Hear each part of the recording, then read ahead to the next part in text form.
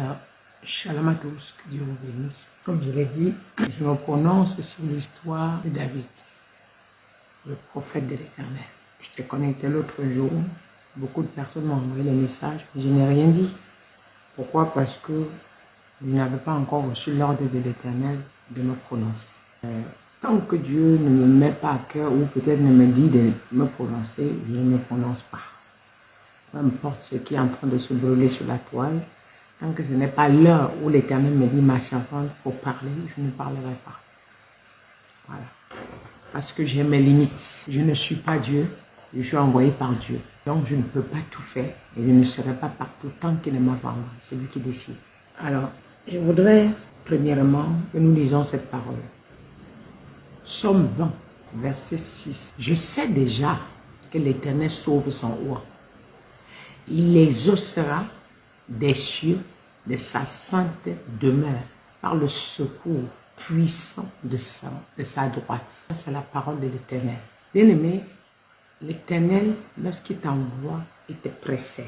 Il sauve ses rois. Il les répond de sa sainte demeure. Et par sa main puissante, il vient en aide au secours à ses serviteurs. Ce n'est pas seulement aujourd'hui que la parole de Dieu est combattue. Ça ne date pas d'aujourd'hui.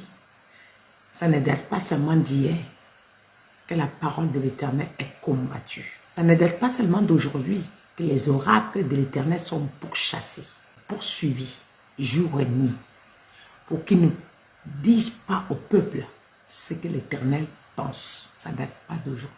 Je bénis le nom de l'Éternel. Malgré tout cela, la voix de l'Éternel, les voix de l'Éternel sont insondables. La Bible dit, l'Éternel parle tantôt d'une autre manière. Lorsque Jésus est envoyé par Dieu, en tant qu'un être humain, il avait des limites. Il y avait des choses, quand on demandait à Jésus, il dit, si vous le dites, il savait qu'il avait la capacité de tout dire. Il ne disait pas tout. Et Jésus disait, je suis venu faire la volonté de mon Père. Pas ma volonté. Mais je suis venu faire la volonté de celui qui m'a envoyé. Homme de Dieu. Prophète, ce message est pour vous. Homme de Dieu. Prophète. La Bible dit, les prophètes sont là pour annoncer les oracles de l'Éternel. Transmettre la pensée de Dieu suite à une situation, suite à l'avenir, suite à ce qui arrivera hier. Jamais les prophètes doivent gérer les situations selon les émotions, sinon tu vas te perdre. La Bible dit, Pierre après la résurrection de Jésus, les apôtres, Pierre, Jean, Jacques, etc. Ils ont, après la descente du Saint-Esprit, ils ont commencé à faire des miracles. Rien que même les miracles que les apôtres ont commencé à faire, les démons se sont soulevés, les principautés se sont soulevées contre eux. Pour dire que si le peuple continue à croire à ces gens-ci, nous avons des problèmes. Nous aurons trop de problèmes, il faut les stopper. À tel point où Pierre est allé en prison. Est-ce que la parole de Dieu a été stoppée? Non. Pierre est sorti de la prison. Il a continué à annoncer les oracles de l'Éternel. Il a continué à annoncer la parole de Dieu. Prophète, pasteur, apôtre. Dieu ne nous a pas envoyé se battre pour nos propres quatre murs. Dieu ne nous a pas envoyé se battre pour que nos quatre murs soient remplis. Dieu ne nous a pas envoyé pour la foule. Dieu nous a envoyés pour lui-même. Dieu nous a envoyés pour lui. La cause pour laquelle nous nous sommes insultés, méprisés, c'est pour Jésus. Mais si tu fais au-delà de ce qu'il t'a envoyé, la Bible dit que la parole de l'Éternel ne soit ni retranchée, ni ajoutée. Si tu fais au-delà de ce qu'il t'a envoyé, prophète, tu auras des problèmes.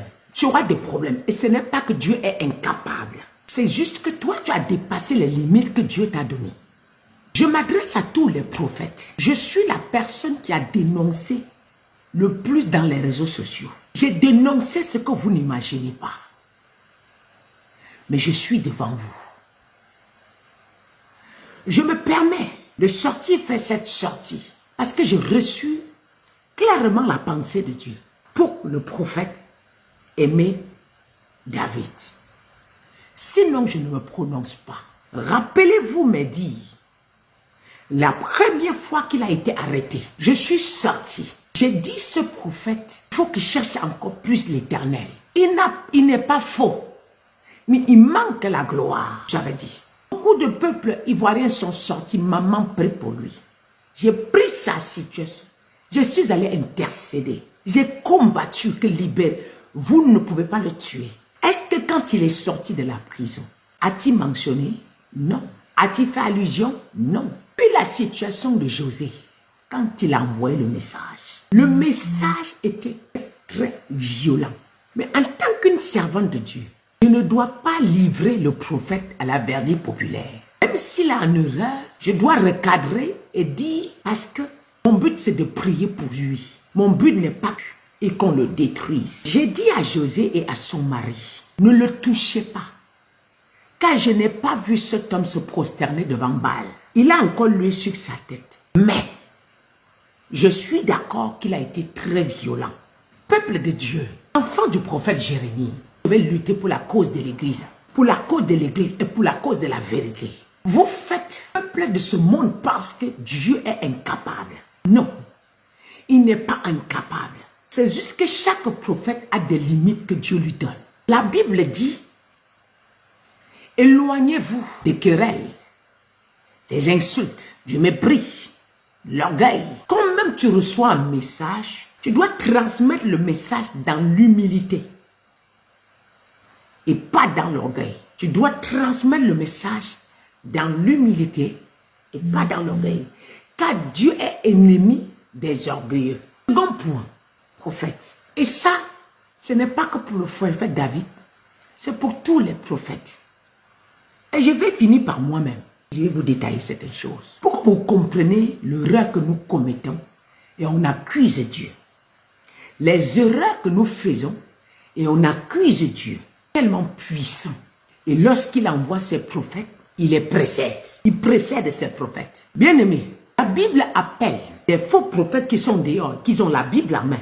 Tous ces prophètes-là qui ont dévié, qui sont allés se prosterner devant l'ouvrage des mains des hommes, des prostituées. Ces prophètes-là, devant Dieu, s'appellent les prostituées.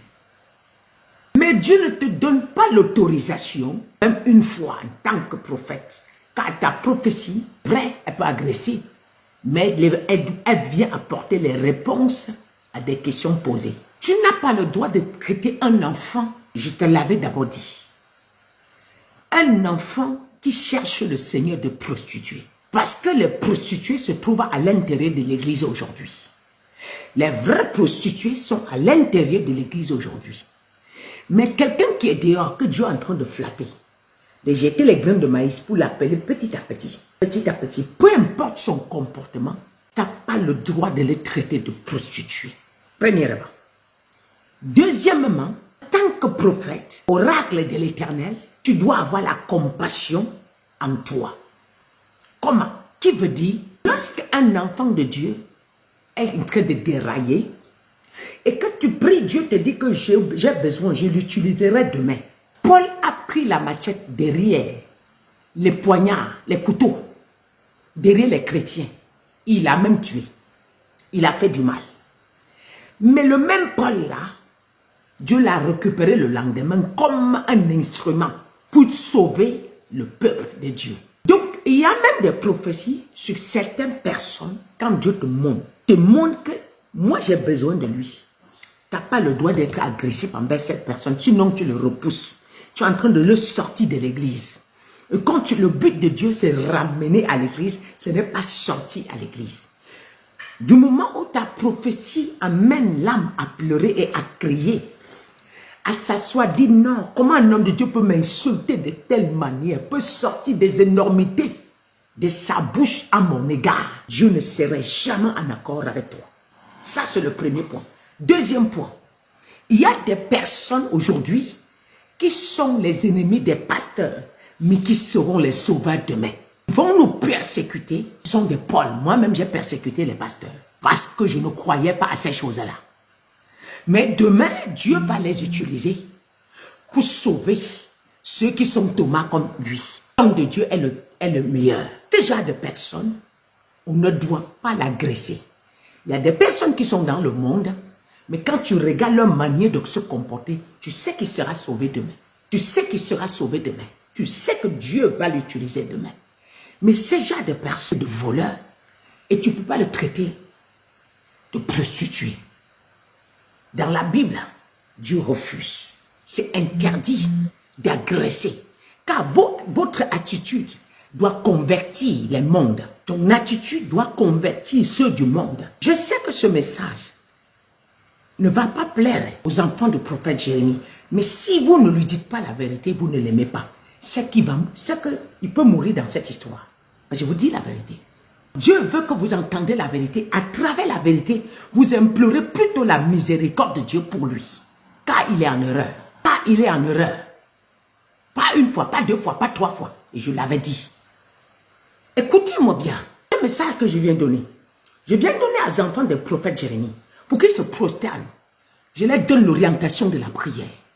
Dieu n'est pas dans l'orgueil. Non. Peu importe ce qu'on nous fait, la manière qu'on nous traite, Dieu nous demande de sortir dans l'humilité et transmettre le message dans l'humilité. Et transmettre le message dans l'humilité. Je viens vous dire, écoutez bien amis, quand Dieu t'envoie, il te précède.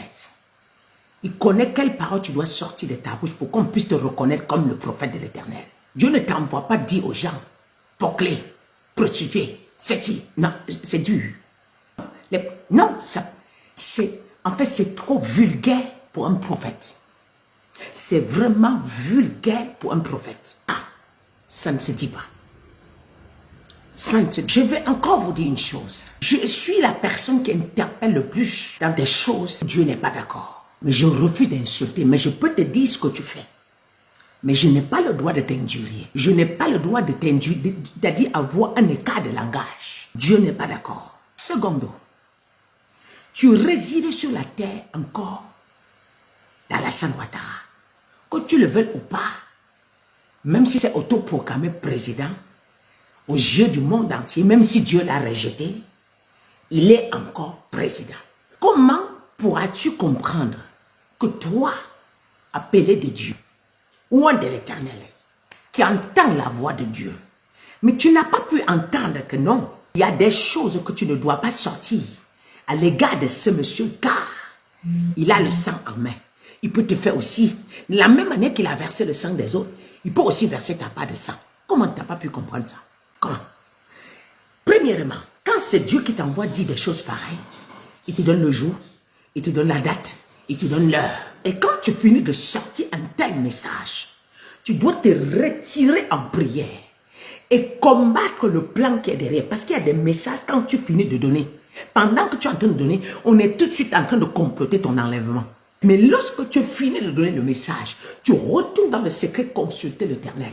Quelles sont les représailles de ce que je viens de donner comme message? Seigneur, donne-moi leur position. L'Éternel te donne la position. Il te dit, ma servante, positionne-toi ici, mets-toi à gauche. Ils sont déjà à droite. Renverse ici. Pousse le pion qui est ici pour qu'il ne passe pas. Sinon, place une barrière ici pour qu'il vienne, il se bute. Mets le feu ici. C'est là que tu vis, on ne peut pas se permettre de venir.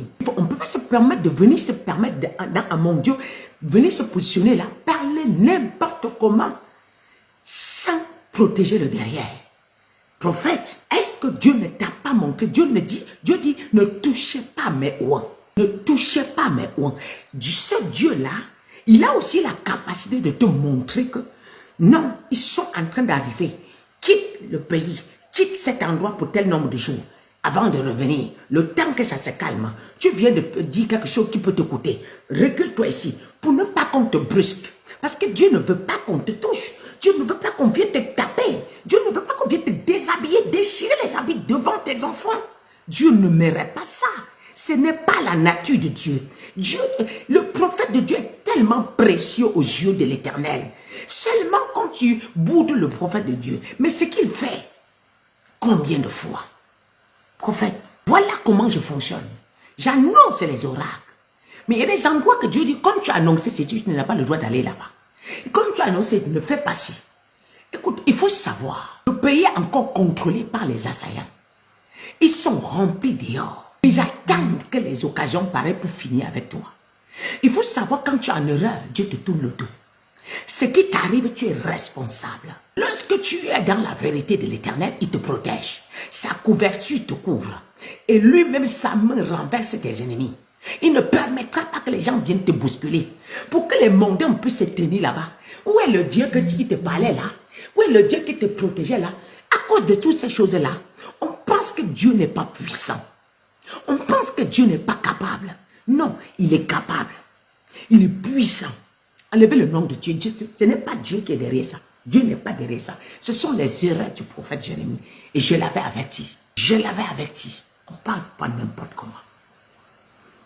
Écoute, ce qui doit se dire demain, si ça se dit aujourd'hui, ça prend ta tête. Ce que tu dois annoncer demain, si tu annonces aujourd'hui, ça prend ta tête. Il y a des oracles que j'annonce. Mais tous mes enfants qui me suivent là, je les interdis. Une fois j'étais en live, l'onction est descendue, l'une de mes filles a été saisie, elle s'est oubliée. Il y a des prophéties qu'elle a sorties que moi je tremblais, j'étais là comme ça, je dis, Seigneur, on va finir l'enfant de quelqu'un, on va finir l'enfant de quelqu'un.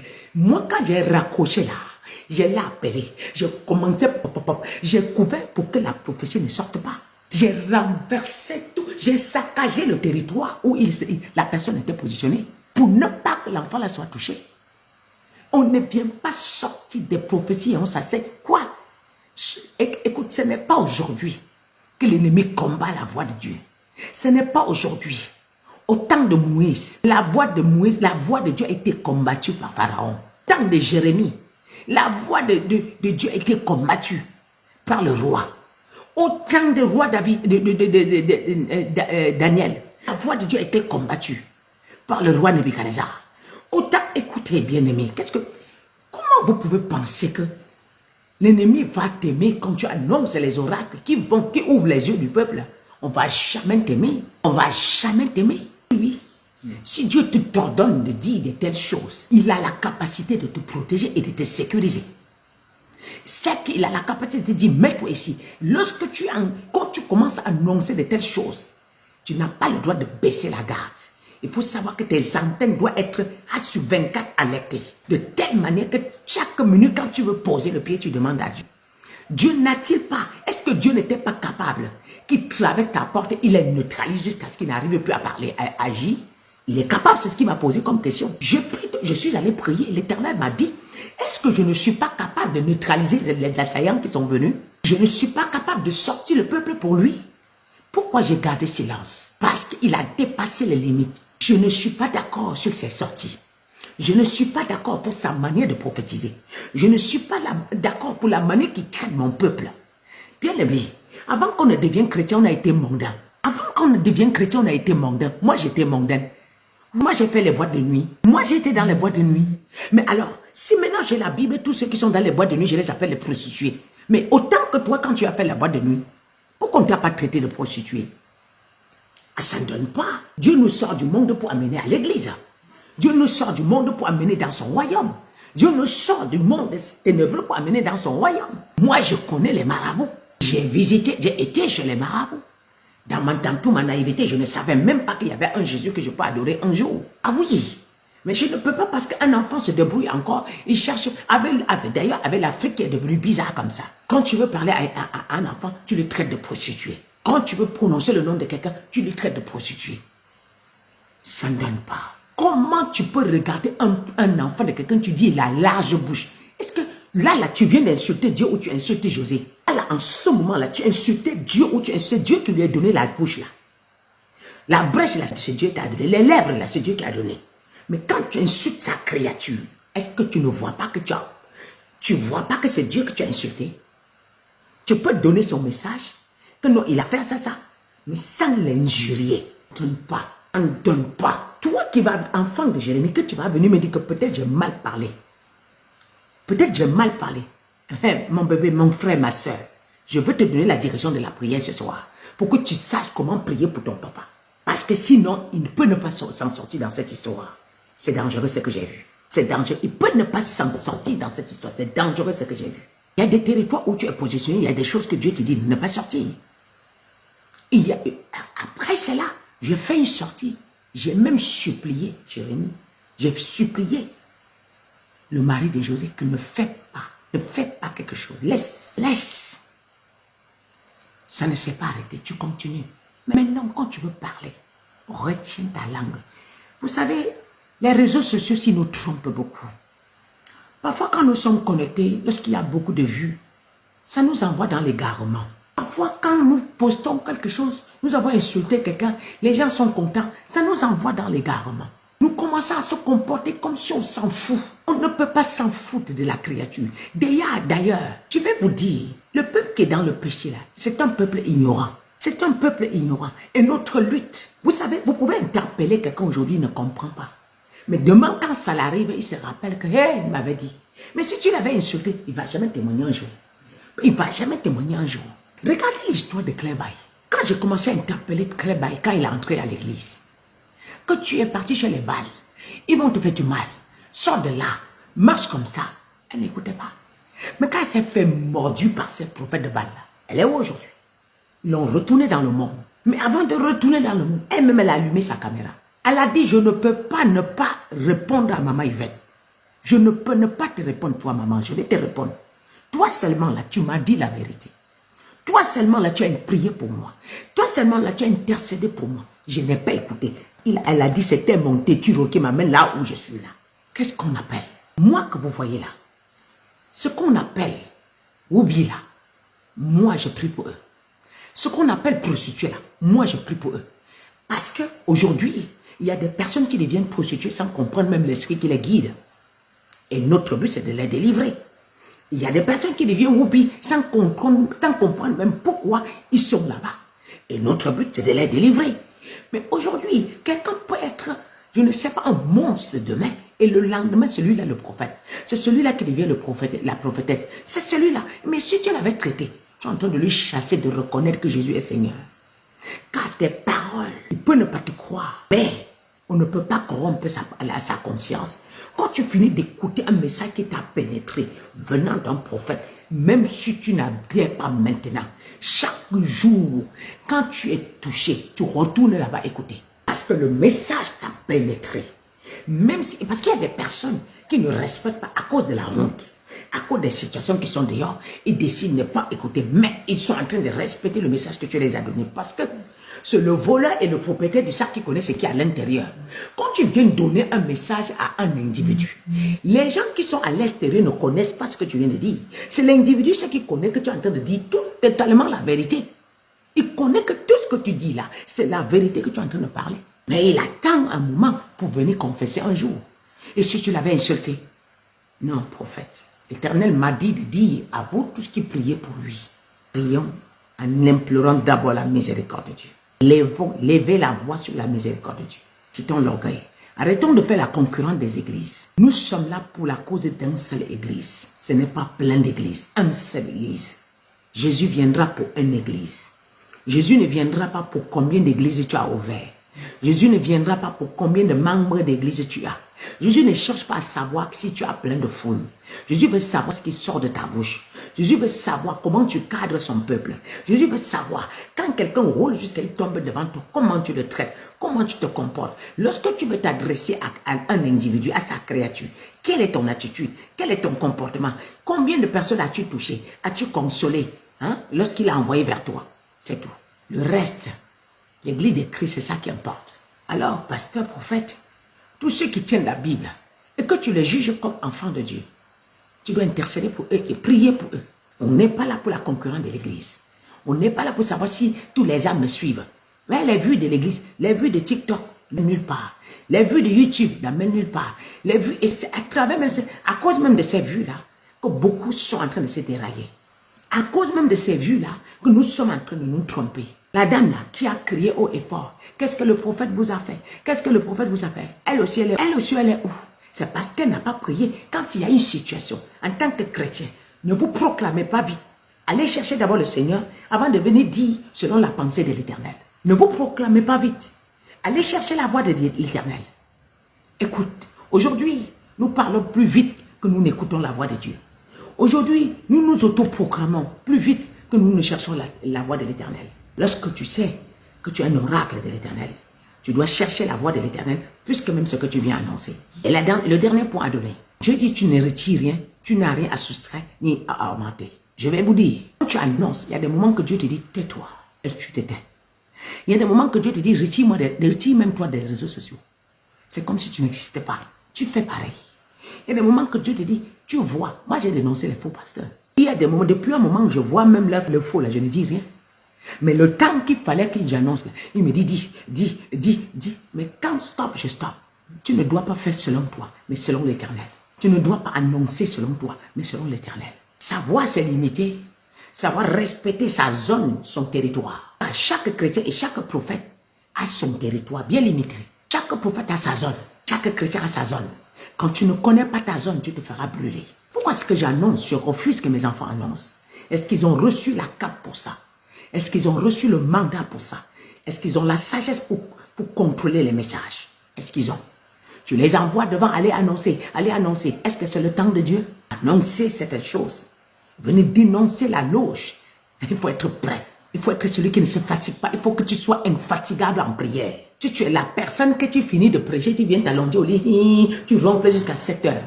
Viens prononcer le nom de la loge ici. Les loges là.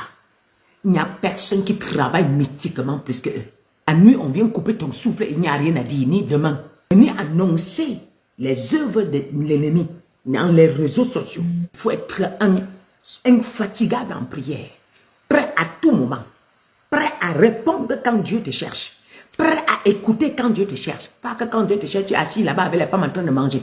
Tu es là-bas dans ta maison à soulever les pieds sur la table. Après, tu viens sur les réseaux sociaux. Tu vas finir avant de tourner le dos, on va te récupérer. Et c'est fini. Parce que, écoute, venir arrêter quelqu'un, ça veut dire qu'on a préparé ça longtemps. L'arrestation ne vient pas le même jour. Il finit d'abord par t'arrêter spirituellement avant de venir physiquement. Si spirituellement on voit les menottes, on se lève, on casse, ils ne vont jamais venir. Hein? Les intercesseurs et toi-même. Et maintenant, évitez d'être des prophètes qui écoutent, qui vivent selon les intercesseurs. Si tu es un prophète, tu vis selon les intercesseurs, tu es foutu. Parce que les intercesseurs là, il y a des choses qu'ils ne voient pas. Et Dieu ne les montre pas. C'est toi qui ramènes tout le temps. C'est toi, quand tu es en danger, c'est toi qui vois. J'ai un sentiment, j'ai un tout. Quand Dieu me signale, allez, même si je suis avec vous, oui, le langage, on peut être en train de causer. Vous êtes en train de, vous croyez que je suis avec vous? Mon langage change. Je suis en train de saccager ce que je vois venir. Toi, tu comprends même pas ce qui se passe. Qu'est-ce que maman a vu? C'est quand je finis de traiter le dossier. Je peux commencer comme ça. Tu crois que c'est quelque chose de 2 minutes? Je fais 4 heures. Je fais 2 heures. Jusqu'à ce que je termine avant de me lever. On ne se lève pas matin pour venir annoncer ce que les loges ont fait. Quoi? Eux là, vous ne connaissez pas de quoi ils sont capables. Ils sont sans cœur. D'ailleurs, quand ils entrent dans la loge, on change leur cœur. On les fait avaler le cœur de l'animal. Ils ont le cœur animal. Ils n'ont plus le même cœur que toi et moi. Ils n'ont plus pitié. La chair là que vous voyez là, c'est bien pour eux pour manger. Vous ne savez pas. C'est eux là-bas que tu viens danser devant eux. Tu danses, ils vont te montrer comment on danse. Si c'est la rumba, si c'est le zouk, si c'est la salsa, vous allez danser ensemble. Ils vont te montrer plus bien que toi-même. On ne joue pas avec ça. Ça concerne presque tous les prophètes qui viennent. Ainsi pas l'Éternel. Ainsi pas l'Éternel. Ça se dit. Dieu dit, je suis le maître des temps et des circonstances. Il est un Dieu précis. Tant que tu dois sortir, pour envoyer mon pied dehors, s'il ne me dit pas ça, je ne sors pas parce que je connais le travail que je fais. Je ne me balade pas comme tout le monde. Ah non. Ah non. Même pour aller au magasin. Toi et moi, pour avoir rendez-vous, tu t'habilles, tu es là, tu es assis, tu m'entends. Après, je descends, je te dis que je ne peux plus sortir. Dieu me dit non. C'est comme ça. Mon quotidien, c'est comme ça.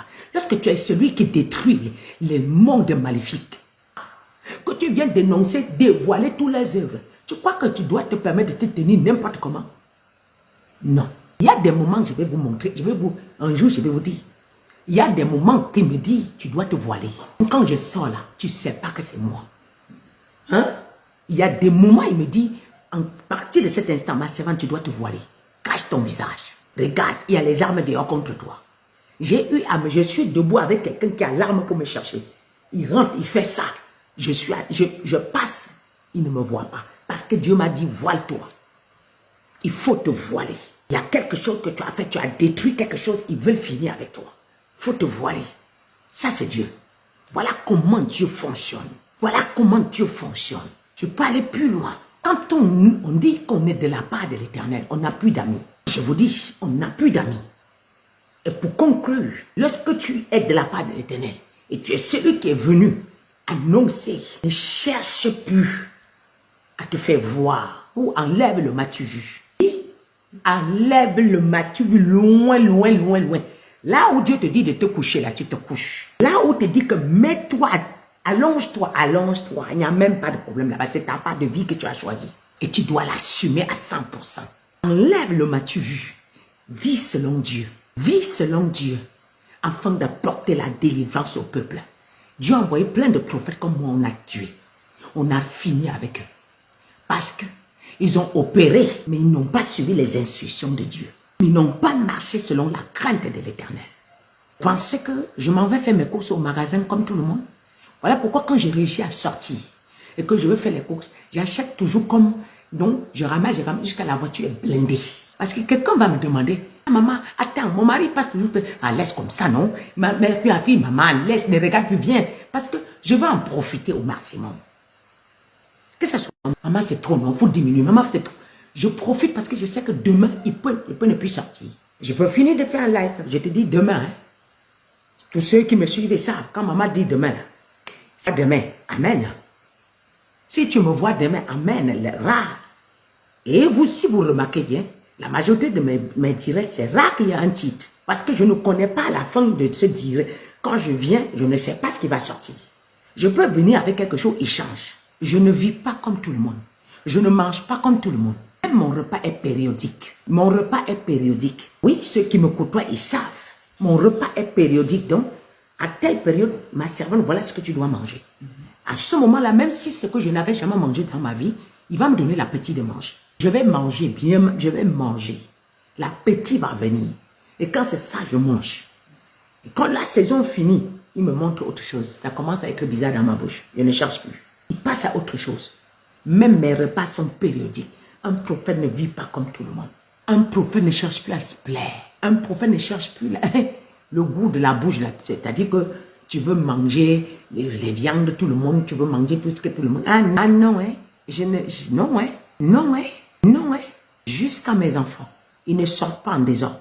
Jusqu'à mes enfants, ils ne sortent pas en désordre. Et ils le savent, ils connaissent.